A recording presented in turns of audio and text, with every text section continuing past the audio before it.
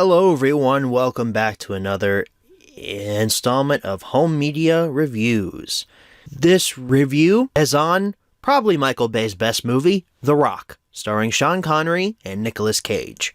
Let's not waste any time, let's jump right into the history section of The Rock.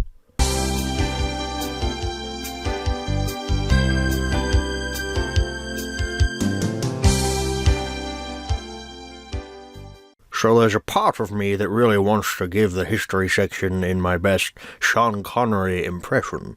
The Rock first hit theaters on June 7th, 1996, General Tso. I'm not going to do the impression throughout the entire video, although I did briefly consider it. But yeah, Rock hit theaters on June 7th, 1996. I didn't see this in theaters. I wasn't thought of yet. I actually saw The Rock last year, I think it was. It was leading up to Nicolas Cage's comedy film, The Unbearable Weight of Massive Talent, and a podcast that I like a lot. You may have heard me reference it here on Home Media Reviews. Now Playing podcast was doing a mini Nicolas Cage retrospective, and The Rock was part of that. So I thought, hey, why not? This seems like fun. I've heard that it's really good from a lot of various YouTubers out there. I've never seen it, so I gave it a watch. I watched it on, I think, Amazon Prime. It's not available there anymore. I think it's on Paramount Plus now, but that's the streaming service where I saw it on, and it was fantastic. I loved The Rock from the very first moment I started watching it. I could tell something was very unique about it just from the opening scene in the movie, but we'll talk about that later on. The Rock then hit VHS on December 10th, 1996, in both a full screen and a widescreen variant. Now, it's very hard to tell which one is the full screen and the widescreen variant. I'll give you just a minute to study these photos and see if you can figure it out for yourself. Dun dun dun dun dun dun dun dun dun dun dun dun. Dun dun dun dun dun dun dun dun dun dun dun boom boom. Did you figure it out? Yeah, the widescreen one has a yellow banner on the top of it. It's kind of hard to tell, though, because this is the best picture I could find of it over on Google. I couldn't find a widescreen variant for this review, actually. The full screen one is pretty common to find at thrift stores and such, but the widescreen variant, not so much. It probably didn't sell as well as the full screen one. However, a week later, on December 18th, 1996, The Rock hit the Laserdisc format. I'm not sure if this had a full screen and a widescreen variant. The only photo I could find was this one. But hey, The Rock on Laserdisc, that's fun. It was the pinnacle of home video technology back in 1996. This one is going to surprise you because it surprises me every time I read it. So I'm just going to read it to you here. Okay, so June 18th, 1997 brings us another Laserdisc release, but it's part of the Criterion Collection. Let me paint you a picture here, okay? There are some very prestigious Blu-ray and home video labels out there. Some of the ones that pop into my head are Kino Lorber, Vinegar Syndrome, Arrow, and Criterion. Criterion is committed to preserving some of the most prestigious art house films ever made. Some might say some of the best films of all time are in the Criterion Collection. I'm no stranger to the Criterion Collection. I have a couple myself. What the hell is The Rock doing in the Criterion Collection? I can't beat around the bush anymore. What the hell is this movie doing in the Criterion Collection? When you think Criterion, you think of movies like 12 Angry Men, 1984, Citizen Kane, or even, hell, Foreign Correspondent. You don't think of The Rock. I will say, though, it's pretty cool that The Rock is included in the Criterion Collection. as insane as it is really cool that it made it in. Later on, in 1997, The Rock hit DVD for the first time on December 9th, 1997, and this had both a full screen and a widescreen variant released. Again, it's pretty hard to tell which one's the full screen and which one's the widescreen. I'll let you think about it for just a minute. Da-na-na, da-na-na-na. The one with the widescreen banner on it, the purple widescreen banner, that one's the widescreen variant. I wasn't going to go through that whole joke again. Quite possibly the most important release for The Rock is up next here. On March 13th, 2001, The Rock got a Criterion DVD release. It wasn't just in the collection on Laserdisc, it made it into the collection on DVD. I don't think it's still in print today, though. This might have been one of the ones that Criterion hasn't printed in a long while. They probably think this is an embarrassment. I, for one, think it's pretty cool. I'd love to get my hands on the Criterion DVD of The Rock. That'd be freaking sweet. Why not put The Rock out on Blu-ray, Criterion? I mean, come on. Just ask Disney for the rights again. Speaking of Blu-ray, the one and only Blu-ray release of The Rock hit store shelves on January 8th, 2008. Now, as I said, this is the only Blu-ray release for The Rock. It has not been reprinted since this was first pressed. That means it's not that easy to find on places like the secondary market. You'll know that if you've been watching what I was doing while I was dead vlog series, I had a particularly tough time tracking down a Blu-ray copy of The Rock, and at the time of recording this, I still don't have one. One day, The Rock, one day. Hopefully, one day there'll be a 4K of you with a better transfer than the one that's currently streaming on Vudu right now. Although it's not terribly awful. You folks over at Disney, I know you watch my show. Give us a 4K of The Rock, please, and thank you. That's not it, though, for The Rock's history, because on May 18th, 2008, The Rock was included in a DVD 2-pack with Crimson Tide. I don't know anything about Crimson Tide, but in doing some research about The Rock's development, I found out that Crimson Tide was actually used as inspiration for part of The Rock's story. So maybe I'll like Crimson Tide if I ever get a chance to see that. But yeah, you heard me right. That's it for The Rock on physical media. A very beloved and I would say underrated action film.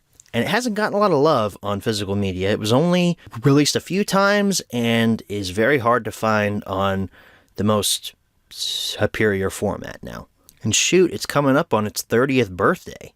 That's insane. It came out in 1996, turned 20 in 2016, and 2026 is what, 2 to 3 years away from right now? It's coming up, guys. Maybe in 2026 we'll get a 30th anniversary 4K of The Rock. Wouldn't that be something? But that's a release that doesn't exist, so it's not part of the history section. That's also in the future. We haven't got there yet. So that wraps up the history section for The Rock. Let's move right along to the close-up.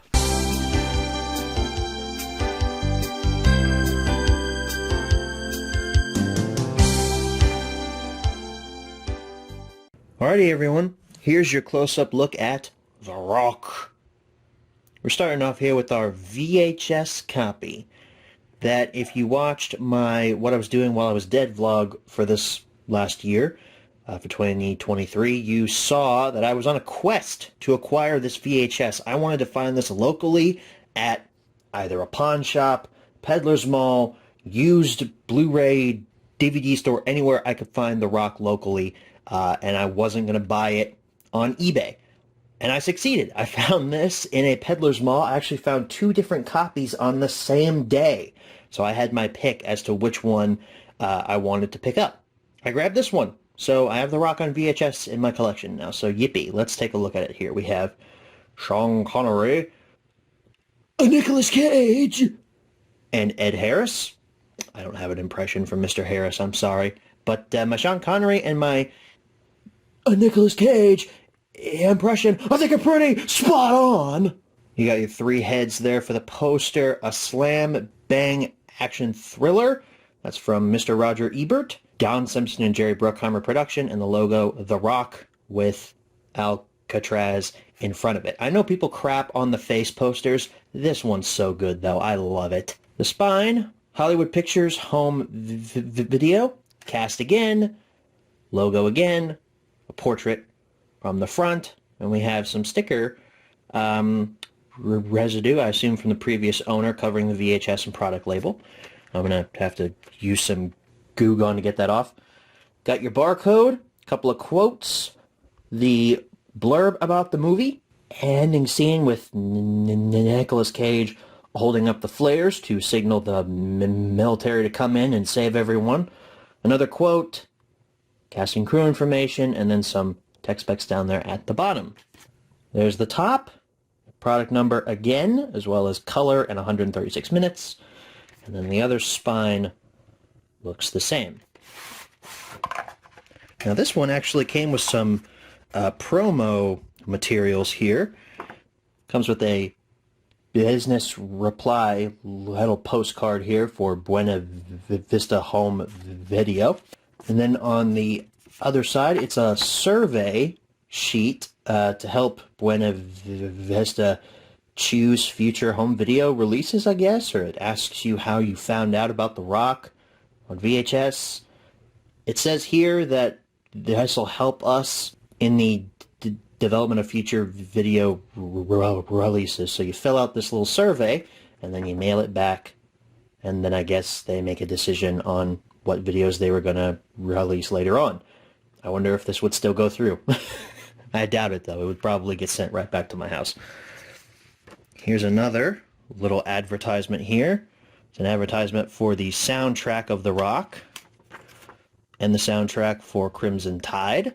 And then another little piece of advertisement glory here. The movie hits you want to own. Talking about The Rock.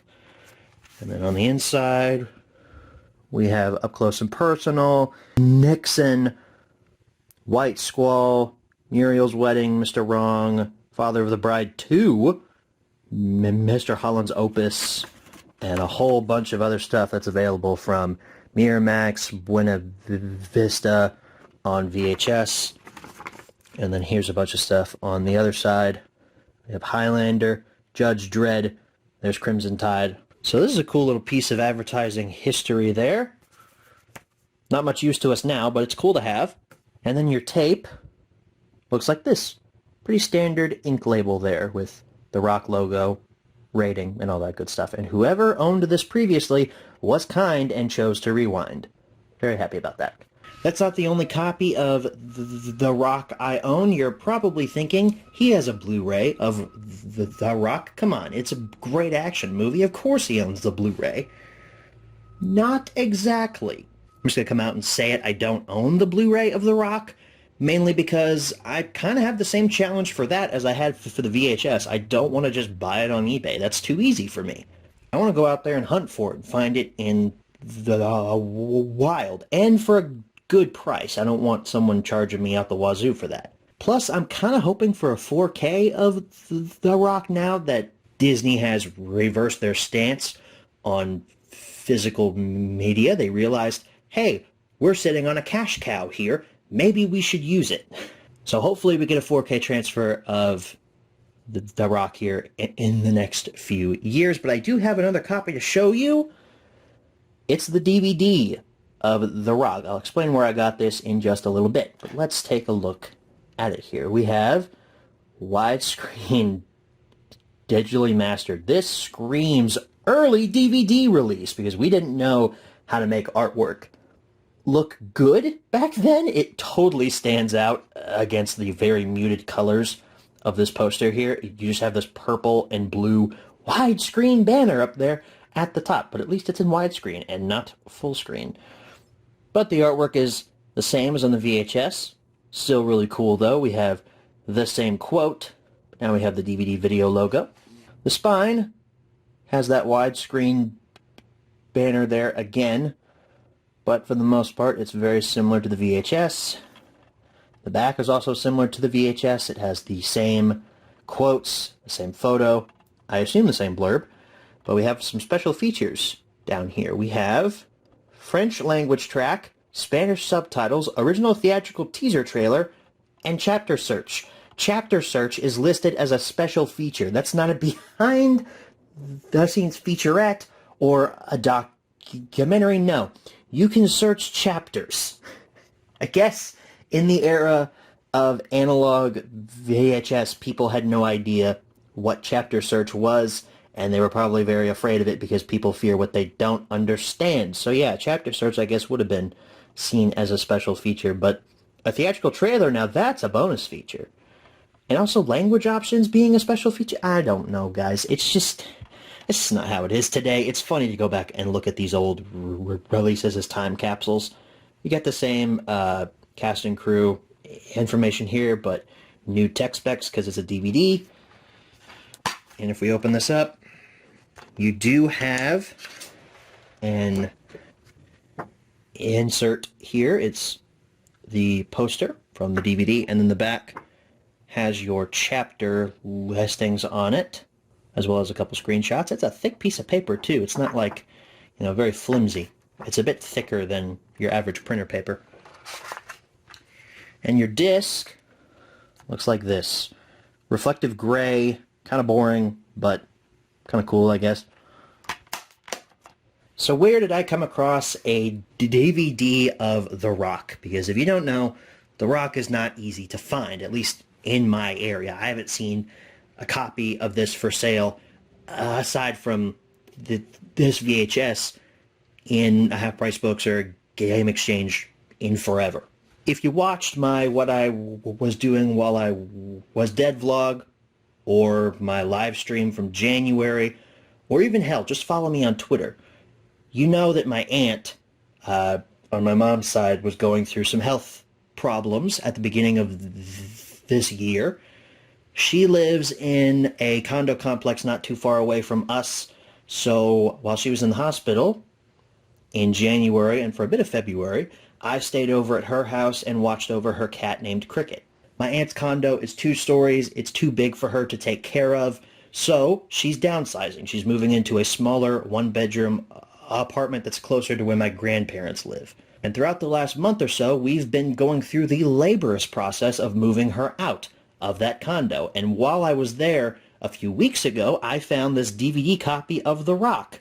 My aunt didn't want it, and it turns out it actually belonged to my late uncle, who passed away in 2014 due to a type of bladder cancer. So I figured that showing this copy of the Rock here on Home Media Reviews would be a interesting way to honor my late Uncle Dan's love of the Rock movie. I mean, I assume he loved it. He owned it on DVD. So Dan, your DVD copy of the Rock has wound up in the hands of your nephew, who absolutely loves this movie and everything about it, and loves film in general. It's going to have a safe place here with me. So we have a VHS tape here for the close-up section. That means we got to watch some VHS footage. So let's transition into that, and then after that footage, you know what's coming next. Menu tour for the DVD of The Rock. That's a good question. I have no idea. What? I mean, I'll know when we're all inside. No, you're not goddamn going. Show us on the blueprints. I can't. My blueprint was in my head. I was underground for 3 days, in the dark, just waiting for the tides to be right. But don't worry, it'll all come back to me. You're not going anywhere, Mason. Alrighty, everyone. Here's your menu tour for The Rock on widescreen DVD. Yeah, the menu is in 4:3, but I assume that's because Disney just used the same menu master for both the full screen and the widescreen release to save money, because there's really no reason to have this menu in widescreen. So we got chapter selections, setup, bonus materials, and play. Chapter selections, you got little screenshots from each of the scenes, numbers, and also a little description of said scene. Technically 21 scenes, because 22, the scene at St. Michael's Church is like, what, 2 minutes long before the credits start? But 22 scenes. Your setup for languages include English and French, and your subtitles are Spanish, and then captions English for hearing impaired. I don't know what the difference is there, but basically English and Spanish. And then your bonus content is practically nothing. You have a theatrical trailer and additional titles. Oh, but look, we have a little screen here for additional titles. If you enjoyed this title, here are some other recommendations. We have Ransom, Scream, The Nightmare Before Christmas, Tombstone, and Phenomenon. So that pretty much wraps up your menu tour. Let's head on back and answer the 5 main questions, as always. Alright, so we're back from close-up. Now it's time to answer the 5 main questions, as always. Number 1, where can you pick this product up? I'd say used physical media places, but even that's difficult. Apparently everyone who purchased The Rock on either DVD or Blu-ray is holding on to those copies for dear life, because I have not seen a lot of DVDs at used physical media places. It was just by luck that I wound up finding my uncle's old Rock DVD over at my aunt's condo.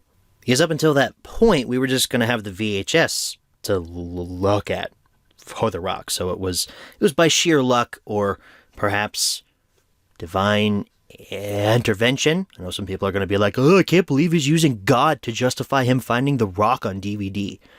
I'm just saying the Lord works in very mysterious ways. Okay.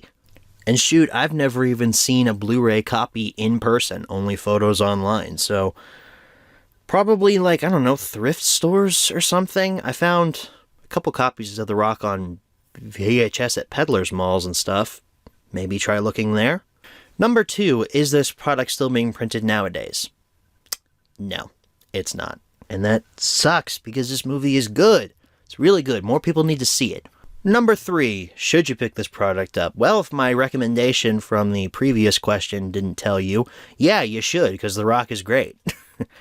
I mentioned earlier how this movie has such a different tone from any other straight-up action film when it first opens up, because it doesn't open with an action scene. It opens with a funeral procession. Ed Harris plays Francis X. Hummel. I think his official rank is Brigadier General Francis X. Hummel, but he's the villain in the movie. Spoiler alert, not like Ed Harris doesn't play the bad guy in almost everything, except the Abyss. He was kind of an asshole in Top Gun Maverick, though. It opens with him, I think, visiting it's either his dead wife or his dead son. I can't remember whose grave he was at, but he's talking to someone at a gravesite. He takes off his wedding ring and leaves it there, so I think it was his dead wife.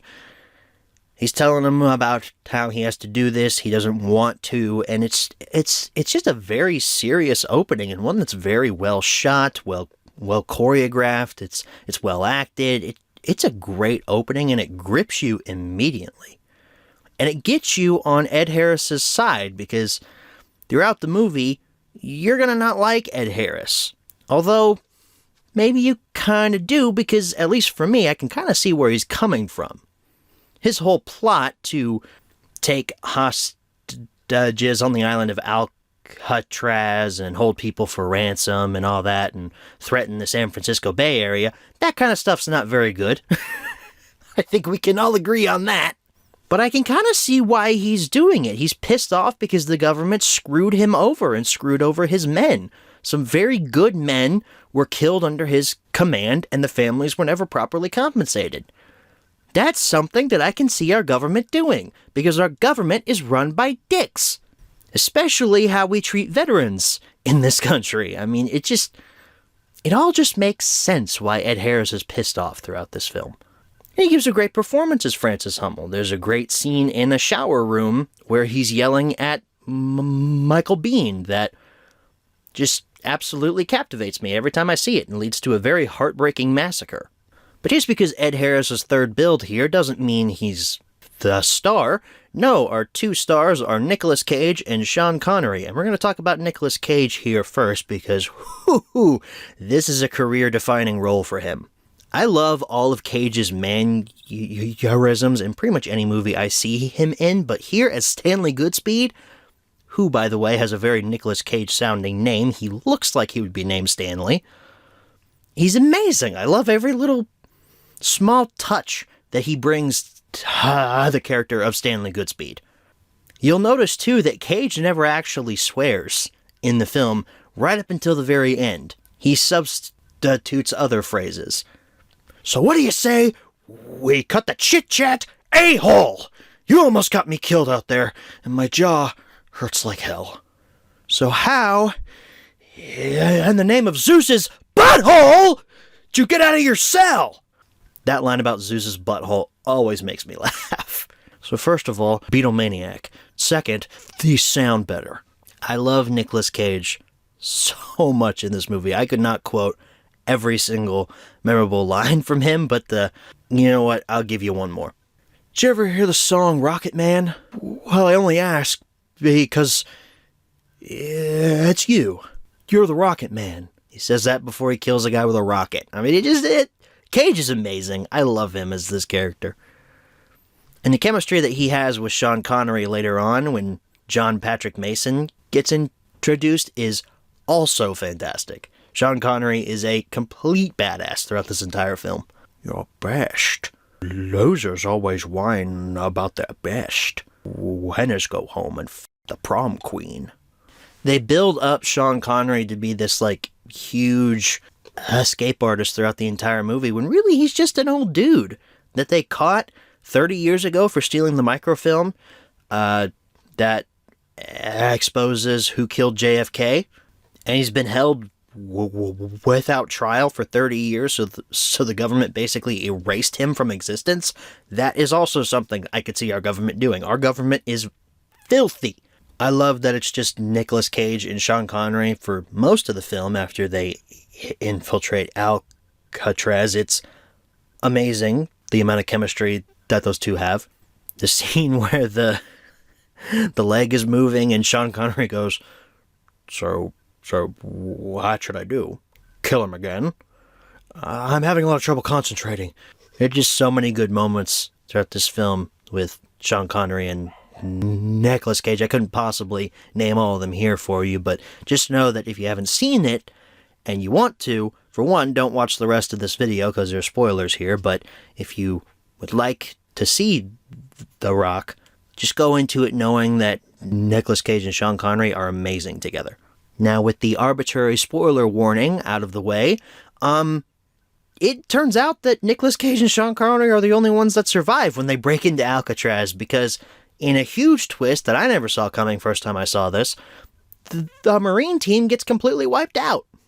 And in most movies, they would play this as sort of comedic, or at least not as serious as it's played here.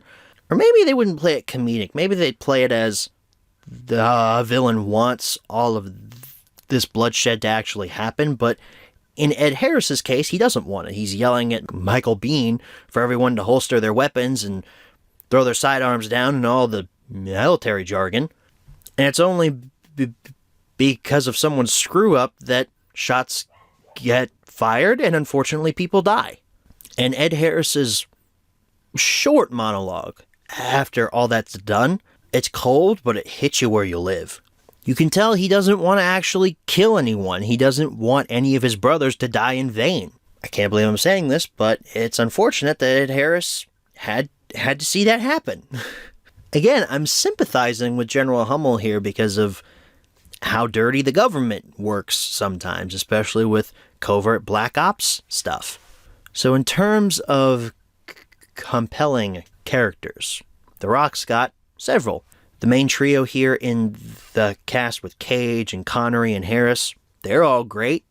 The side characters are great too, but how does the action hold up? I say that this is Michael Bay's greatest film ever because he's actually restrained. He doesn't let the action sequences go on for longer than they need to. And for the most part, everything's done practically. And you really can tell.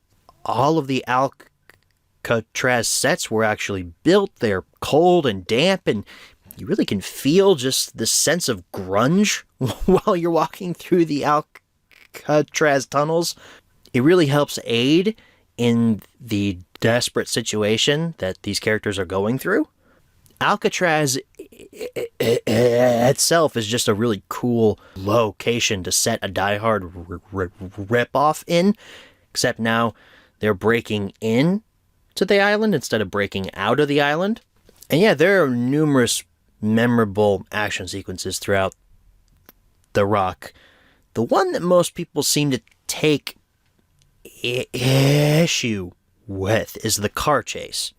It's about a half hour into the movie, and John Patrick Mason throws the FBI director off of a roof, and he's being held there by like a wing and a prayer. He steals a Hummer, and then Nicolas Cage steals a Corvette and follows him. And it leads to this huge, humongous Michael Bay-esque action sequence where cars are exploding and all this stuff's going on. I just hit something. Yes, it's a very Michael Bay sequence, but I didn't find it gratuitous. I felt it added to the pretty fast pacing that The Rock has.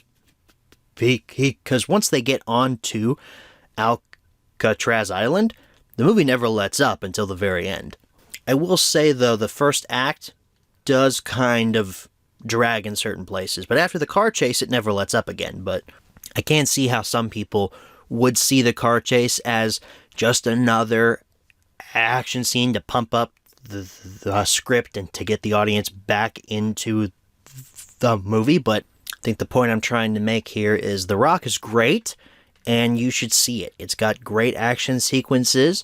It does kind of drag during the first act, just ever so slightly, as we're getting introduced to our main cast of characters. I think if you cut any scene in The Rock, it's the scene where Cage and the other chemical weapons guy go into that sealed off room and open up that package, and their suits start getting eaten up by the poison gas. I feel like that scene could have either been trimmed down or cut completely. At least it serves a purpose, though. And it's just not here for an intense scene just to have one.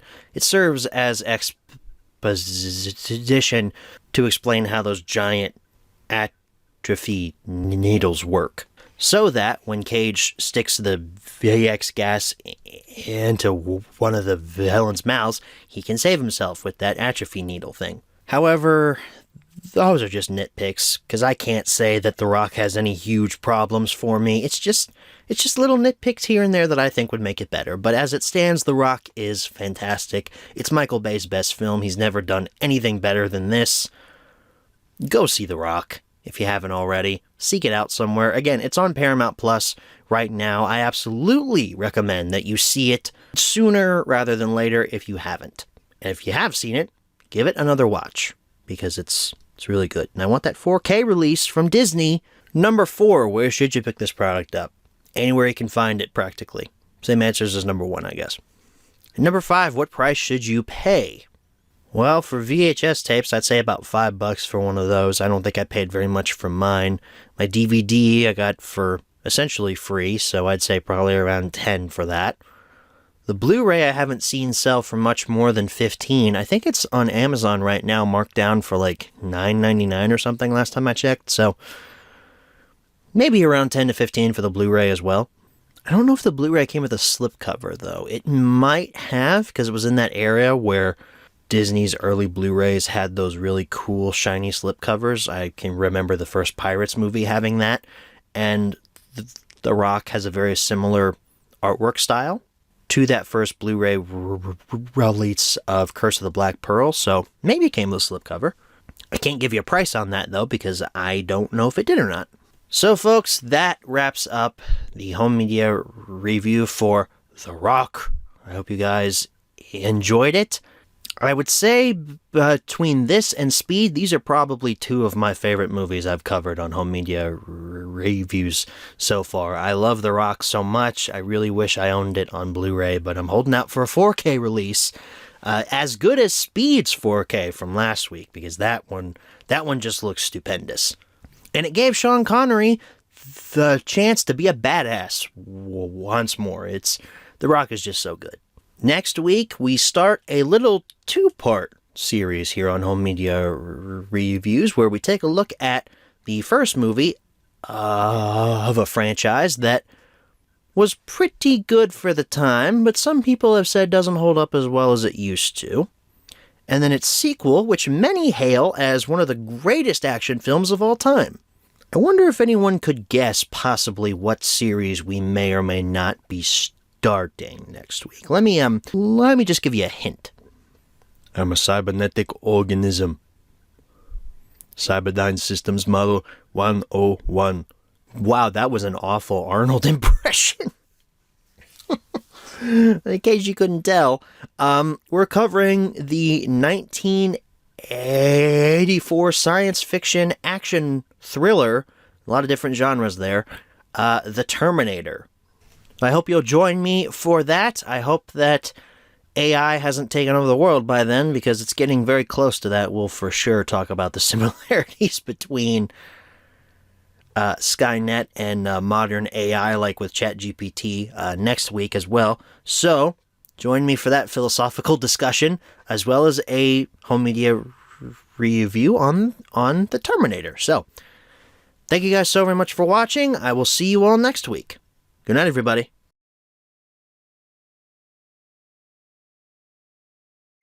All right, so we're back from... Wow. I almost died, and that everyone will see that.